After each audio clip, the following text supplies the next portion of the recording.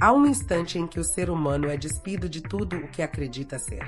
É o colapso da fé, não apenas religiosa, mas existencial.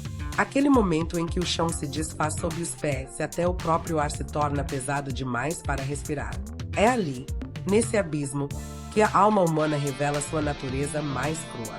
A maioria chama de desespero. Jung chamava de encontro com a sombra. Nietzsche o via como a prova definitiva da vontade. Schopenhauer o reconheceria como a face inevitável da dor que conduz à lucidez. Todos, porém, falavam do mesmo fenômeno, o instante em que o ser humano descobre que Deus não é o que imaginava, e que, paradoxalmente, é justamente nesse colapso que ele se revela. A história de Márcio poderia ser a de milhões. Empresário bem-sucedido, com uma vida aparentemente sólida, esposa, filhos e prestígio social, até que, em um intervalo de meses, o império que construiu desmoronou. Um sócio o traiu, a empresa faliu, o casamento se despedaçou, e ele se viu sozinho, dormindo no carro. Para o mundo, era um fracassado, para o inconsciente, um homem prestes a nascer de novo. Nas noites frias no estacionamento, Márcio dizia sentir um vazio que doía fisicamente. Não conseguia rezar, não porque não acreditasse, mas porque não havia mais fé dentro dele.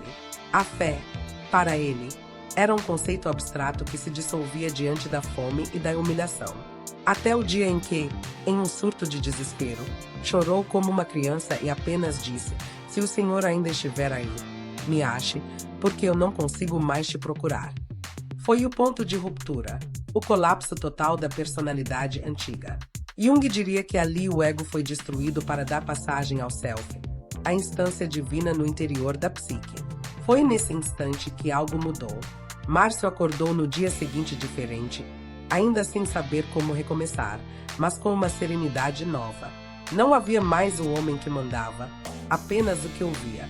Começou a trabalhar como servente de pedreiro e, pouco a pouco, reconstruiu a vida, desta vez de dentro para fora. Não reconstruiu uma empresa, mas uma consciência. E quando alguém o perguntava o que o havia feito voltar a acreditar, ele respondia: "Quando eu parei de buscar o Deus dos milagres, encontrei o Deus do silêncio." O colapso da fé não é uma queda, é uma travessia. Nietzsche escreveu que é preciso ter caos dentro de si para dar à luz uma estrela dançante. E esse caos é o que o espírito enfrenta quando perde tudo o que o sustentava. O mesmo aconteceu com Lívia, uma jovem que cresceu em um lar evangélico rígido, onde Deus era mais medo do que amor. Aos 19 anos, rebelou-se, rompeu com a igreja e mergulhou em uma vida de excessos. Drogas, festas, relacionamentos vazios. A fé, que antes era uma prisão, tornou-se um fantasma que ela tentava exorcizar, até que uma overdose quase a matou. No hospital, com o corpo fragilizado e o coração parando, ela disse ter visto algo que não se encaixa em nenhuma doutrina. Não foi uma visão de anjos ou luzes, mas uma sensação. Um abraço invisível, uma paz sem forma. Quando despertou, algo dentro dela havia mudado. Lívia não voltou para a mesma religião. Voltou para a vida. Entendeu, pela primeira vez, que Deus não estava preso à voz dos pastores ou às culpas que carregava. Deus estava no instante em que o coração parou de fugir de si mesmo. Jung chamaria isso de reconciliação com o inconsciente, o reencontro com o princípio feminino da psique, a alma. Desde então, ela dedica a vida a ajudar pessoas em recuperação, não pregando versículos, mas sendo o espelho daquilo que viveu. Ela não fala sobre fé. Ela é a própria fé reencarnada na fragilidade humana. Esses relatos não são apenas sobre religião. São sobre a mecânica da queda e da redenção. A fé, no sentido junguiano, é o fio que liga o ego ao self.